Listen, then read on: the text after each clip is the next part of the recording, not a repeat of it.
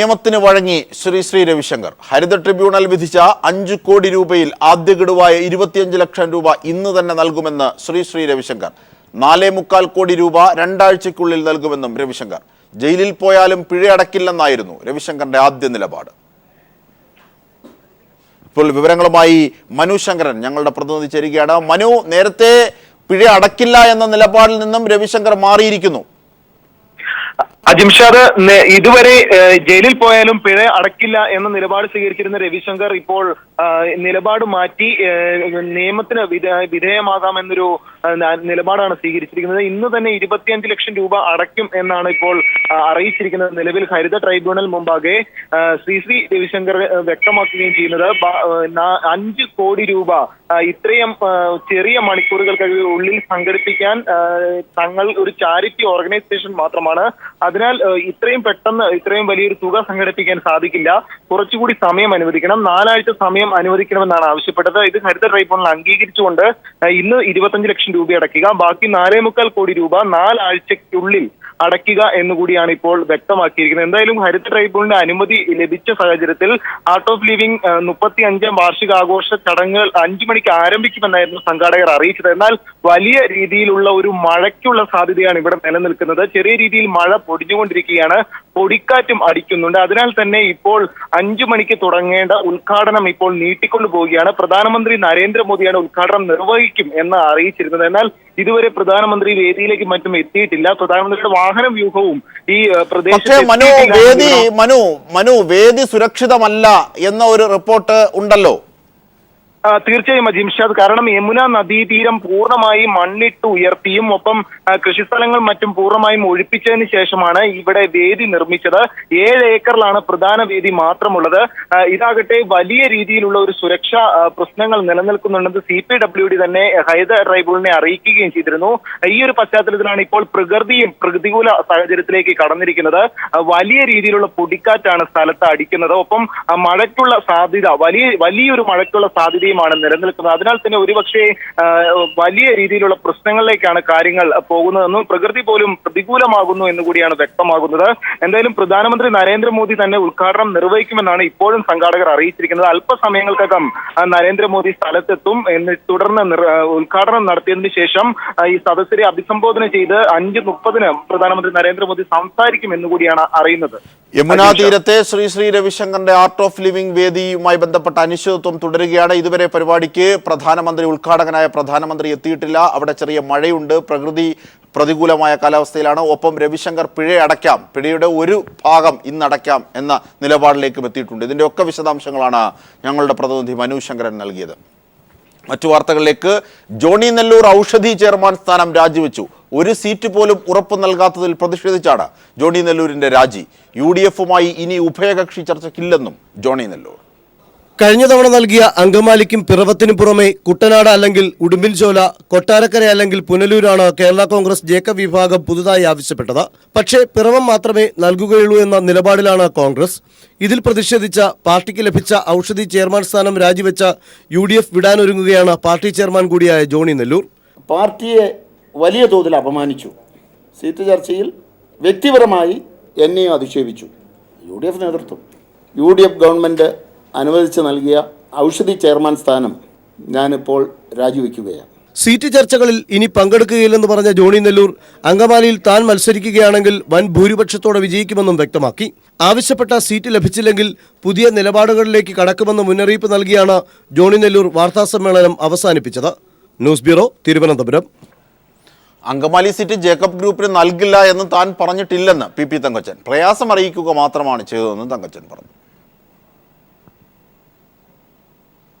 പല പ്രയാസങ്ങളും ബുദ്ധിമുട്ടുകളും പറഞ്ഞു, അത്രേ ഉള്ളൂ. ചർച്ച 14-ാം തീയതി വെച്ചിട്ടുണ്ട്. ജോണി നെല്ലൂരായിട്ടും 14-ാം തീയതി ചർച്ച വെച്ചിട്ടുണ്ട്.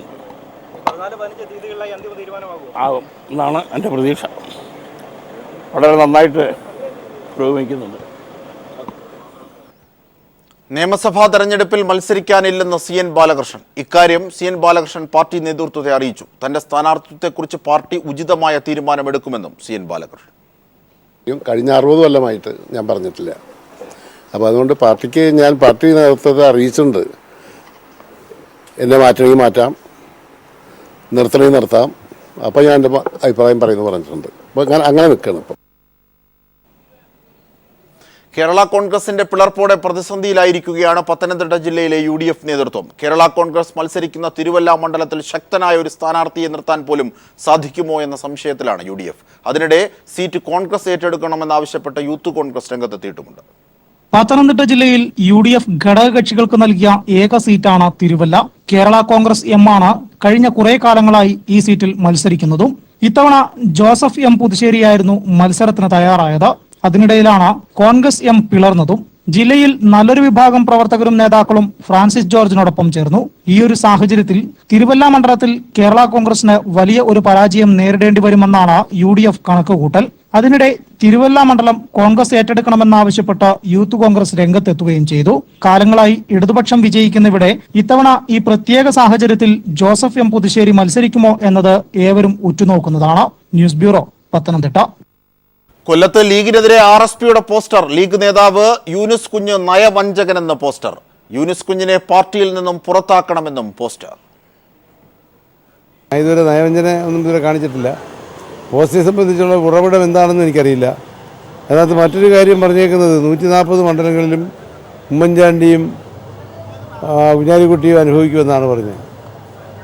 എല്ലാവരും കൂടെ ഈ 140 വണ്ടി കയറാൻ വേണ്ടി ഉള്ള RSPക്കാരുണ്ടോ എന്ന് എനിക്കറിയില്ല. കാരണം RSPയെ പറ്റി എല്ലാവർക്കും അറിയാം. നന്നേ ദുർബല, പിന്നെ ഗർഭിണി എന്ന് പറഞ്ഞ കണക്കാണ്. ആകെ ക്ഷീണിതരായിരുന്നു. പക്ഷേ ഇപ്പോൾ അതിൽ നിന്ന് ഒരു ഭാഗം പിരിഞ്ഞു. കാരണം ഇപ്പോഴും 11 നിയോജക മണ്ഡലങ്ങളിലും മുസ്ലിം ലീഗിനെയും RSPയും വേണ്ടി വന്നാലൊന്ന് പരിശോധിക്കാൻ അതിന് കോൺഗ്രസ് തയ്യാറാകുകയാണെങ്കിൽ അതിനെ ഞാൻ വെല്ലുവിളിക്കാം. P. ജയരാജന്റെ കാര്യത്തിൽ തെളിവെടുപ്പല്ല, മാധ്യമ വിചാരണയാണ് നടക്കുന്നതെന്നും ഇതിന് ബോധപൂർവം CBIയും ജയിൽ അധികൃതരും ഒത്താശ നടത്തുകയാണെന്നും MV ജയരാജൻ. അതേസമയം P. ജയരാജന്റെ റിമാൻഡ് കാലാവധി ഏപ്രിൽ 8 കോടതി നീട്ടിവെച്ചു. 9, 10, 11 തീയതികളിൽ രാവിലെ 9 മണി മുതൽ വൈകുന്നേരം 6 മണി വരെ CPIM ജില്ലാ സെക്രട്ടറി P. ജയരാജനെ CBI ജുഡീഷ്യൽ കസ്റ്റഡിയിൽ ചോദ്യം ചെയ്യാമെന്നായിരുന്നു കോടതി ഉത്തരവ്. ഉത്തരവ് ലഭിച്ച് 9-ാം തീയതി രാവിലെ P. ജയരാജനെ കോഴിക്കോട് മെഡിക്കൽ കോളേജ് ആശുപത്രിയിൽ നിന്നും സമ്മർദ്ദം ചെലുത്തി കണ്ണൂർ ജയിലിൽ എത്തിക്കുകയായിരുന്നു അധികൃതരെന്ന ആരോപണം നിലനിൽക്കെയാണ് ചോദ്യം ചെയ്യുമ്പോഴുള്ള ജയിൽ സൂപ്രണ്ടിന്റെ സാന്നിധ്യം മൂലം ശരിയായി ചോദ്യം ചെയ്യാൻ സാധ്യമാകുന്നില്ലെന്ന പരാതി CBI ഉയർത്തിയതായി റിപ്പോർട്ടുകൾ വരുന്നത്. ഇത് ബോധപൂർവം CBI സൃഷ്ടിക്കുന്ന തന്ത്രമാണെന്നും തെളിവെടുപ്പല്ല CPIMനെയും P. ജയരാജനെയും അപമാനിക്കും വിധത്തിൽ മാധ്യമ വിചാരണയാണ് നടത്തുന്നതെന്നും CPIM സംസ്ഥാന കമ്മിറ്റി അംഗം MV ജയരാജൻ ആരോപിച്ചു. ആശുപത്രിയിൽ വെച്ച് തെളിവെടുത്തിരുന്നെങ്കിൽ ജയിൽ സൂപ്രണ്ടിന്റെ സാന്നിധ്യം ഉണ്ടാകുമായിരുന്നില്ല. തങ്ങളുടെ ക്യാമ്പിലേക്ക് കൊണ്ടുപോയി ചോദ്യം ചെയ്യാൻ അനുമതി നൽകണമെന്ന് കോടതിയോട് ആവശ്യപ്പെടാനുള്ള സൗകര്യമൊരുക്കി കൊടുക്കുകയാണ് ജയിൽ സൂപ്രണ്ട് ചെയ്യുന്നതെന്നും അദ്ദേഹം ആരോപിച്ചു. CPIMനെയും P. ജയരാജനെയും അപമാനിക്കുന്ന വിധത്തിലുള്ള മാധ്യമ പ്രചാരവേദിയും വിചാരണയുമാണ് ഇപ്പോൾ നടന്നു വരുന്നത്. മൊഴികൾ എടുക്കുമ്പോൾ ലഭിക്കുന്ന വിവരങ്ങളടങ്ങുന്ന റിപ്പോർട്ട് കോടതിയിലാണ് സമർപ്പിക്കേണ്ടത്. അത് മാധ്യമങ്ങൾക്ക് നൽകുകയല്ല വേണ്ടത്. ഈ കടുത്ത മനുഷ്യാവകാശ ലംഘനത്തിനും പീഡനത്തിനുമെതിരെ ജനങ്ങളെ അണിനിരത്തി പ്രക്ഷോഭം സംഘടിപ്പിക്കാനാണ് CPIM ആഗ്രഹിക്കുന്നത്. മാധ്യമ വിചാരണയ്ക്ക് സഹായകമാവുന്ന വിവരങ്ങൾ കൈമാറിയവരെ കണ്ടെത്തണമെന്നും റിപ്പോർട്ടുകൾ വസ്തുതയല്ലെങ്കിൽ തുറന്നു പറയാൻ ഉദ്യോഗസ്ഥർ തയ്യാറാവണമെന്നും MV ജയരാജൻ പറഞ്ഞു. News bureau, Kannur. ഗതാഗത വകുപ്പ് സേവനങ്ങൾ സ്വകാര്യവൽക്കരിക്കാൻ സർക്കാർ ഒരുങ്ങുന്നു. വാഹനങ്ങളുടെ താൽക്കാലിക രജിസ്ട്രേഷൻ സ്വകാര്യ മേഖലയ്ക്ക് നൽകാൻ തീരുമാനിച്ച് സർക്കാർ ഉത്തരവിറക്കി. താൽക്കാലിക രജിസ്ട്രേഷൻ ഓൺലൈനാക്കാനുള്ള മുൻകൂട്ടി തീരുമാനം അട്ടിമറിച്ചാണ് ഉത്തരവിറങ്ങിയത്. ഉത്തരവിന്റെ പകർപ്പ് പീപ്പിൾ TV പുറത്തുവിട്ടു. നിയമവിരുദ്ധമായി പ്രതിവർഷം 350 കോടി രൂപ ഹാൻഡിലിംഗ് ചാർജ് എന്ന പേരിൽ ഉപഭോക്താക്കളിൽ നിന്നും തട്ടിയെടുക്കുന്ന വാഹന ഡീലർമാരെ സഹായിക്കുന്ന തീരുമാനമാണ് ഗതാഗത വകുപ്പ് കൈക്കൊണ്ടിരിക്കുന്നത്. ട്രാൻസ്പോർട്ട് കമ്മീഷണർ ടോമിൻ ജെ തച്ചങ്കിരി സർക്കാരിന് സമർപ്പിച്ച ശുപാർശയുടെ അടിസ്ഥാനത്തിൽ വാഹനങ്ങളുടെ താൽക്കാലിക രജിസ്ട്രേഷൻ സ്വകാര്യ മേഖലയ്ക്ക് നൽകാൻ തീരുമാനിച്ച് ഗതാഗത വകുപ്പ് ഉത്തരവിറക്കി. ഉത്തരവിന്റെ പകർപ്പ് പീപ്പിളിന് ലഭിച്ചു. രാജസ്ഥാൻ, ഹരിയാന തുടങ്ങി സംസ്ഥാനങ്ങളെ ഉദാഹരിച്ചാണ് കേരളത്തിലും വാഹന സേവനങ്ങൾ സ്വകാര്യവൽക്കരിക്കുന്നത്. താൽക്കാലിക രജിസ്ട്രേഷൻ ഓൺലൈനാക്കാൻ അനുമതി നൽകണമെന്ന് കാണിച്ച് 17/12/2015 ടോമിൻ ജെ തച്ചങ്കിരി സർക്കാരിന് കത്തു നൽകിയിരുന്നു. തുടർന്ന് ട്രാൻസ്പോർട്ട് കമ്മീഷണർ തന്നെ 29/12/2015 വാഹന ഡീലർമാരുടെ യോഗം വിളിച്ചു ചേർത്താണ് താൽക്കാലിക രജിസ്ട്രേഷൻ ഡീലർമാർക്ക് നൽകാൻ തീരുമാനിച്ചത്. എന്നാൽ ഇമെയിൽ വഴി അറിയിപ്പ് നൽകി നടത്തിയ ഈ യോഗത്തിന്റെ മിനിറ്റ്സ് രേഖപ്പെടുത്തിയിട്ടില്ല. ദുരൂഹമായ യോഗ തീരുമാനത്തിന്റെ പിന്നിൽ കോടികളുടെ ഇടപാടുകൾ നടന്നുവെന്ന ആക്ഷേപം ഇതിനോടകം ഉയർന്നിട്ടുമുണ്ട്. ഗതാഗത മന്ത്രിയുടെ അറിവോടെയാണ് താൽക്കാലിക രജിസ്ട്രേഷൻ സ്വകാര്യ മേഖലയ്ക്ക് നൽകാൻ തീരുമാനിച്ച് സർക്കാർ ഉത്തരവിറക്കിയിരിക്കുന്നത്. എന്തായാലും ഗതാഗത വകുപ്പിന്റെ പുതിയ തീരുമാനം വാഹന ഡീലർമാർക്ക് പൊതുജനങ്ങളെ കൊള്ളയടിക്കാൻ നിയമപരമായ പരിരക്ഷ നൽകുന്നതാണ്. Leslie John, Idukki.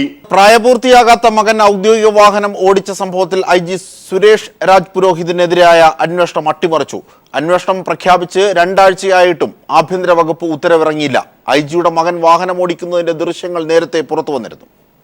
Police academy IG Suresh Raj പുരോഹിതിന്റെ പ്രായപൂർത്തിയാകാത്ത മകൻ പോലീസ് വാഹനം ഉപയോഗിക്കുന്ന ദൃശ്യങ്ങൾ പുറത്തുവന്നതോടെ സംഭവത്തിൽ അന്വേഷണം നടത്തുമെന്ന് ആഭ്യന്തരമന്ത്രി രമേശ് ചെന്നിത്തല പ്രതികരിച്ചിരുന്നു. എന്നാൽ സംഭവം വിവാദമായി 2 ആഴ്ച പിന്നിടുമ്പോഴും ഇക്കാര്യത്തിൽ അന്വേഷണം നടത്താൻ ആഭ്യന്തര വകുപ്പ് ഉത്തരവിട്ടിട്ടില്ല. IG-യുടെ മകൻ പോലീസ് വാഹനം ഉപയോഗിക്കുന്നത് ചൂണ്ടിക്കാട്ടി അക്കാദമിയിലെ പോലീസ് ഉദ്യോഗസ്ഥർ മുമ്പ് പരാതി നൽകിയിരുന്നു. എന്നാൽ ആഭ്യന്തര വകുപ്പ് ഈ പരാതിയും അവഗണിച്ചു. വാർത്തയുടെ അടിസ്ഥാനത്തിൽ വടക്കാഞ്ചേരി സ്വദേശി KT ബെന്നി നൽകിയ പരാതിയിൽ IG-ക്കെതിരെ കേസെടുത്ത് അന്വേഷണം നടത്താൻ തൃശൂർ വിജിലൻസ് കോടതി ഉത്തരവിട്ടിരുന്നു. പ്രായപൂർത്തിയാകാത്ത IG-യുടെ മകൻ ഡിപ്പാർട്ട്മെന്റ് വാഹനം ഉപയോഗിച്ചത് ഗുരുതരമാണെന്ന് കോടതി നിരീക്ഷിച്ചു. ഇതിനിടെയാണ് ആഭ്യന്തര വകുപ്പ് നടപടിയെടുക്കാതെ IG സുരേഷ് രാജ് പുരോഹിതിനെ സംരക്ഷിക്കുന്നത്. News bureau, Thrissur. തിരുവമ്പാടി സീറ്റുമായി ബന്ധപ്പെട്ട് LDF-ഉം മലയോര വികസന സമിതിയും ചർച്ച നടത്തും. തങ്ങളുടെ ആവശ്യങ്ങൾ പരിഗണിക്കുന്നവരുമായി യോജിച്ച് പ്രവർത്തിക്കുമെന്ന മലയോര വികസന സമിതിയുടെ നിലപാടിനോട് അനുകൂലമായി LDF പ്രതികരിച്ചതോടെയാണ് ഇത്തരത്തിൽ തീരുമാനമുണ്ടായത്. തിരുവമ്പാടി സീറ്റുമായി ബന്ധപ്പെട്ട് മുന്നോട്ട് വെക്കുന്ന ആവശ്യങ്ങൾ പരിഗണിക്കുന്ന ആരുമായും യോജിച്ച് പ്രവർത്തിക്കാൻ തയ്യാറാണെന്ന നിലപാട് താമരശ്ശേരി രൂപതയുടെ കീഴിൽ പ്രവർത്തിക്കുന്ന മലയോര വികസന സമിതി കഴിഞ്ഞ ദിവസം സ്വീകരിച്ചിരുന്നു. ഈ സാഹചര്യത്തിലാണ് LDF നിലപാട് വ്യക്തമാക്കിയത്. UDF സർക്കാരിന്റെ ജനവിരുദ്ധ നയങ്ങൾക്കെതിരെ നിലപാട് സ്വീകരിക്കുന്ന ആരും ചർച്ചയ്ക്ക് തയ്യാറായി മുന്നോട്ട് വന്നാൽ LDF വാതിലുകൾ കൊട്ടിയടക്കില്ലെന്ന് CPM ജില്ലാ സെക്രട്ടറി P. മോഹനൻ മാസ്റ്റർ പറഞ്ഞു. മലയോര കർഷക ജനതയെ വഞ്ചിച്ചിരിക്കുന്നു എന്നുള്ള വികാരം പ്രകടിപ്പിച്ച് പരസ്യമായി രംഗത്ത് വരുന്നവർ ഒരാശയവിനിമയത്തിന് തയ്യാറായാൽ വാതിൽ കൊട്ടിയടക്കേണ്ട കാര്യം ഞങ്ങളെ സംബന്ധിച്ചിടത്തോളമില്ല. കൃഷിക്കാരുടെ താല്പര്യങ്ങൾ പരിരക്ഷിക്കുന്നതിന്, അതുപോലെ ഇതര ജനവിഭാഗങ്ങളുടെ താല്പര്യം പരിരക്ഷിക്കുന്നതിന് ഇതിനോടെല്ലാം നിഷേധ നിലപാട് സ്വീകരിച്ച ഗവൺമെന്റിനെതിരായിട്ട് വികാരം പ്രകടിപ്പിക്കുന്നതിന് മുന്നോട്ട് വരുന്ന ആരുമായിട്ടും ആശയവിനിമയം നടത്തും. LDF-ന്റെ നിലപാട് സ്വാഗതാർഹമാണെന്നായിരുന്നു മലയോര വികസന സമിതിയുടെ പ്രതികരണം. ചർച്ച നടത്തുന്നതിനാവശ്യമായ നടപടികൾ അടിയന്തരമായി സ്വീകരിക്കുമെന്ന് മലയോര വികസന സമിതി ചെയർമാൻ ചാക്കോ കാളമ്പറമ്പിൽ പറഞ്ഞു. അത്തരത്തിലൊരു സമീപനം ഉണ്ടെങ്കിൽ അതിന് തീർച്ചയായിട്ടും ഞങ്ങൾ സ്വാഗതം ചെയ്യുന്നു. അതിൻ്റെ തുടർ നടപടികളുമായിട്ട് തീർച്ചയായിട്ടും ഞങ്ങൾ മുമ്പോട്ട് പോകും. വളരെ അടിയന്തരമായിട്ട് അങ്ങനെ ഉണ്ടെങ്കിൽ 2-3 ദിവസങ്ങൾക്കുള്ളിൽ ബന്ധപ്പെട്ട ആളുകളുമായിട്ട് ഞങ്ങൾ സംസാരിച്ച ശേഷം അതിൻ്റെ തുടർ നടപടികളെക്കുറിച്ചുള്ള ആലോചനകൾ ചെയ്യും. തിരുവമ്പാടി സീറ്റിൽ മലയോര വികസന സമിതി സ്വന്തം നിലക്ക് സ്ഥാനാർത്ഥിയെ നിർത്തുമെന്ന് പ്രഖ്യാപിച്ചിരുന്നെങ്കിലും LDF-മായി ചർച്ച നടത്തിയ ശേഷം മാത്രമേ ഇനി ഇക്കാര്യത്തിൽ തീരുമാനമെടുക്കൂ. നേരത്തെ മുസ്ലിം ലീഗിന്റെ കയ്യിൽ നിന്ന് സീറ്റ് കോൺഗ്രസ് ഏറ്റെടുത്ത് കർഷക പ്രതിനിധിയെ സ്ഥാനാർത്ഥിയാക്കണമെന്നാവശ്യപ്പെട്ട് മലയോര വികസന സമിതി നേതാക്കൾ കോൺഗ്രസ് നേതാക്കളെ കണ്ടിരുന്നു. എന്നാൽ സീറ്റ് വിട്ടു നൽകാനാവില്ലെന്ന മുസ്ലിം ലീഗിന്റെ നിലപാടിനോട് യോജിച്ച് KPCC പ്രസിഡന്റ് VM സുധീരനടക്കം പരസ്യമായി രംഗത്തെത്തിയതിനെതിരെ മലയോര വികസന സമിതിക്ക് കടുത്ത അതൃപ്തിയുണ്ട്. ചർച്ച നടത്തി തീരുമാനമറിയിക്കാമെന്ന് മുഖ്യമന്ത്രി അടക്കമുള്ള കോൺഗ്രസ് നേതാക്കൾ അറിയിച്ചിരുന്നെങ്കിലും ദിവസങ്ങൾ പിന്നിട്ടിട്ടും തീരുമാനമറിയിക്കാതെ കോൺഗ്രസും UDF-ഉം തങ്ങളെ വഞ്ചിക്കുകയായിരുന്നുവെന്നാണ് മലയോര വികസന സമിതിയിലെ ഭൂരിഭാഗം അംഗങ്ങളും കരുതുന്നത്. Siju Kannan, news bureau, Kozhikode.